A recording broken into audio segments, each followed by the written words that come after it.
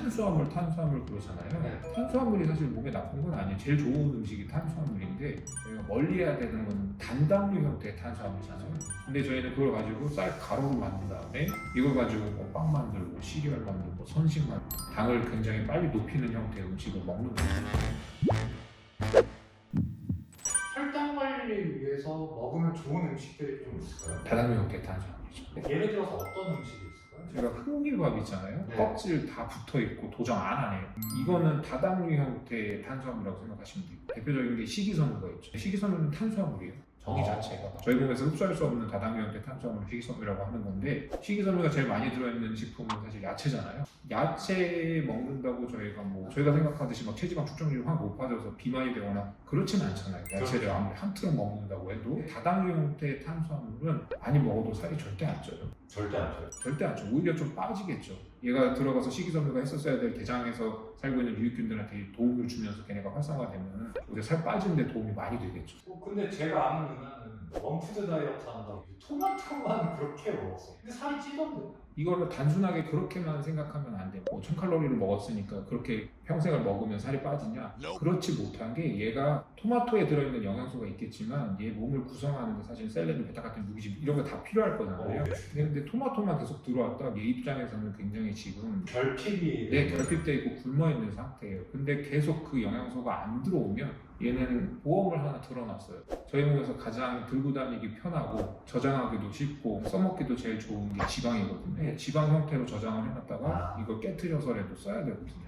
그럼 그 사람은 토마토 먹기만 했었을 때는 얘가 어쩔 수가 없어요. 그냥 살이 빠지고 뭐 그렇게 해서 머리카락도 빠지고 피부도 푸석푸석해지고 하겠지만, 그 다음번에 지방으로 저축할 수 있는 형태의 무슨 음식이 들어오면 조금만 먹어도 남들보다 굉장히 효율을 높여서 그걸 저축하려고 노력을 할 거예요. 물만 먹어도 살찌는 분들 가끔 있잖아요. 그분들은 굶어서 그런 거죠. 물만 먹어서 살 못 찌겠지만 진짜 굉장히 작은 거 하나 먹어도 그 사람은 살아 남기 위해서 저희 몸에서 체지방 축적률을 확 높일 겁니다. 또 가공식품들은 혈당을 높이는 데 안 좋은 거. 가공이 되면 될수록, 예를 들어서 저희가 탄수화물 그러잖아요. 네. 탄수화물이 사실 몸에 나쁜 건 아니에요. 제일 좋은 음식이 탄수화물인데 저희가 멀리 해야 되는 건 단당류 형태의 탄수화물이잖아요. 그래서 흑미밥 같은 거 있잖아요. 제가 아까 그 껍질 도정 안 한 애들, 이건 먹는다고 혈당을 바로 높일 수가 없어요. 저희가 흑미쌀을 껍질을 한 컵 깠어요. 그럼 흰쌀 되잖아요. 그렇죠. 그럼 이거는 사실 그 순간부터는 먹자마자 입에서 살살 먹잖아요. 당을 빨리 높이죠.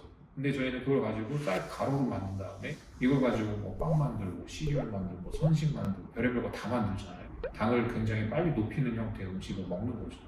그럼 막 호두, 아몬드 이런 것들의 섭취가 건강에 좋다라는 이유가 약간 그런 의미가 있어요. 이런 단당류 형태의 음식보다는 혈당을 빨리 높이지 않는다는 뜻이지, 호두나 뭐 이런 견과류들 있잖아요. 예전부터 400만 년 동안 살면서 노출이 굉장히 많이 됐던 음식은 아니잖아요. 그렇죠. 그래서 많이 먹어야 될 이유는 전혀 없습니다. 그러니까 만약에 많이 노출이 된 음식이면 저희 몸을 그걸로 구성하기 위해서 걔네들이 많이 필요했었을 텐데, 그렇지 못한 음식들은 오히려 많이 먹으면 먹을수록 오히려 독이 되겠죠.